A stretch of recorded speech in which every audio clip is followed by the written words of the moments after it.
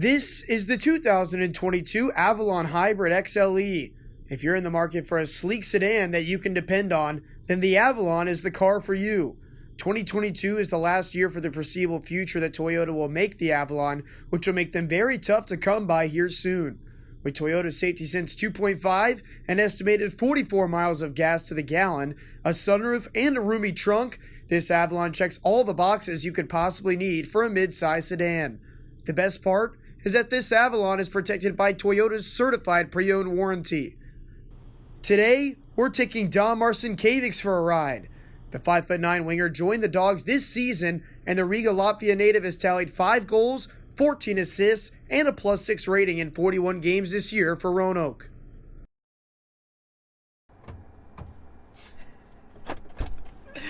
Already making the blooper reel. How's it going, Dom? I'm Mitch Stewart, and this is Driving with the Dawgs. Good to see you, buddy. Yeah, next time I'll remember to unlock the door, seeing as you're literally just trying to get in. That's fine. I knew it was going to happen. You ready to do a little drive with the Dawgs here? Yeah. Sweet. Well, thanks for jumping in with me. I know a lot of people have been excited to get to know you a little bit better, hear more from you. So let's start off by just kind of the process of how you got to Roanoke in the first place. Was it something where you reached out to Dan reached out to you? Can you just kind of walk us through that? So, originally I did not know where I was going to go. And then my old coach from Eastern Hockey League, my first coach in the United States, reached out to me and said, hey, I know the guy in Roanoke, Dan. And so he talked to him, getting me on the training camp, and that's how I got here. Good deal. Well, it's been working out pretty well so far, but you talked about your time in juniors a little bit, in the EHL and NCDC and the NAL as well. But what I'm more curious to hear is just kind of you coming over to the States when you were 17 years old, and what that was like for you coming to a different country at that age, and maybe what were some of the challenges or the good parts about it when you first got here. Well, it's definitely tough because I was only 17. I was still my last year of high school. It was my graduate year, so I had to do that online and stuff. But I was ready for it, so I was excited because I knew that the United States has more options for hockey, and that's what I had to do. So you grow up in Riga, Latvia. What was it like growing up there for you, and kind of how did you get your start into hockey in the first place? Well, I started skating when I was only 3 years old and stuff, yeah, it was always my passion and stuff. So I also played other sports like tennis because of my sisters, and soccer. But then when it came up to time to choose, me and my brother chose hockey. So you talked about your sisters and your brother. I want to start with your brother because you're not the only big-time athlete in your family. What is your twin brother Patrick's up to nowadays? Where is he playing? He plays in LIU at Long Island University. So it's his freshman year, so he's doing really well over there, so he likes it. And then you have 2 sisters that play tennis, one of them still in college, and the other one ranked in the top 200 in the world professionally. Does that kind of add a little bit of competition to you all between yourselves as siblings, or did it kind of maybe help drive you all a little bit more, you think, when you were younger with all of you guys competing? Definitely was a competition. Like, most competition, obviously, from my brother, because we're twins, we play the same sport, but it was also really good to see our sisters doing well in tennis, and kind of just drive mentality of having all 4 kids playing sports in the family. It was fun. So I always like to ask one that's a little bit more fun, that might throw you off a little bit. But with you being the youngest player on the team, you're only 21 years old. I've never felt that with you. I feel like you're maybe a bit wiser beyond your years, so to speak. But I'm curious to hear from you. Who do you think either is like the most wise person on the team, or who gives the best advice to you? The guy that gives me most advice and stuff, and I look up to, is our goalie Brody Clays. So he's a good guy. We get to talk a lot and stuff. So he came back actually just now. But at first, the start of the season, he was my roommate. So I actually got to know him a little bit. And he left for East Coast. So yeah, it's always good to talk to him and stuff. He gives me advice as a forward, and from a goalie to forward, how to shoot, how to score on goalies and stuff. So it helps me out a lot.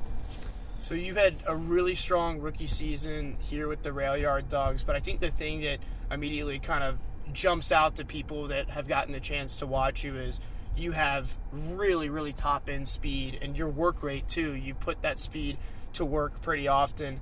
Has that kind of always been a part of your game, or was that something that you kind of maybe realized as you were growing up, like, hey, I've got some wheels, I need to kind of put them to use? Yeah, speed was always there. So like you said, the grind that I put into work and stuff, like it wasn't always there because junior hockey is way different than that was a big bump. Then the work we put in here as professional hockey, we obviously have to hit more and more physical game, but the speed was always there, and I used it to my advantage.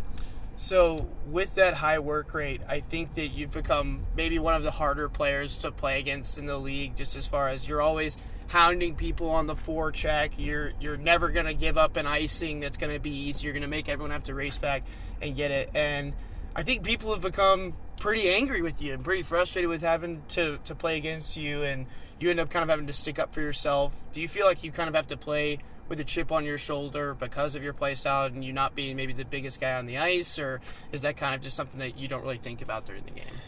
I really don't think about that during the game because it's just my game. I really like forechecking because I want to get the puck to us as a 5-man unit as quick as possible and just draw offense. So I don't like playing defense like in our zone. So as much more we play in their zone, less chances they have to score on us. So that's how I see it.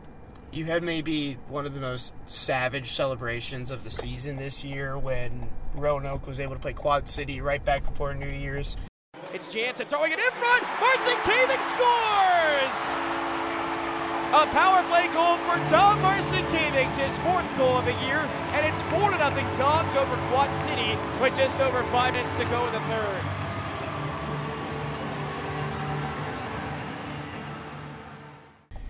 They had been kind of, roughing you up towards the end of the game, in a game that the Rail Yard Dawgs ended up winning, and you kind of hit him with the little bit of the silencer over there on the bench. Did that kind of just come up naturally in the moment? Did you maybe catch a little bit of flack for it after the game, too, when you talked with Coach? No, so the original thought of it was because the Quad City plays dirty and stuff, that's how I think, and they've been hitting me like all game long. They just trying to they can't keep up with me, so they just trying to just hit me somewhere like dirty and stuff. So it's just before even I scored, I thought if I do score that night, I'm just gonna shush the bench. What do you think was kind of the biggest jump for you as far as from the junior level that you were talking about to professional, as far as maybe how your game had to change or just the different styles between the two levels of play? Definitely more hitting. So I didn't hit as much. So I still did in juniors, but it wasn't as much. So because guys are not that good in juniors with pucks and stuff. So people over here, they've been pros. Some guys have been for 10 years already. So it's way more experience that I have so far. But I just had to hit more, and that's it. So speed helps. So that's about it. Speed kills. You got plenty of it. Yeah. Well, we're about to be back here at the rink. I just wanted to kind of leave it open-ended to you. Was there maybe kind of one thing that you wanted to say to anyone out there that might be watching, or to the fans that have been supporting you all this year? I really like the support from fans. Sometimes we have 6,000 people crowd. I've never had that in juniors. The most I've had maybe 50 people watching, and it was mostly parents. But here we have a big crowd, big support, so I love it so far, and we're going to make a good stretch in playoffs. So thanks for boosters that always support us. They make sure we have everything we need. I never not have something. I always have it. Even if I don't, I have it the same day. So it's nice. Well, good deal, Dom. Thank you so much for joining me today, man. Good luck to you guys this weekend, all right? Thank you. Driving with the Dawgs is sponsored by Haley Toyota, the official ride of your Rail Yard Dawgs. Visit Haley Toyota online at HaleyHasItForLess.com and stay tuned for more episodes coming soon.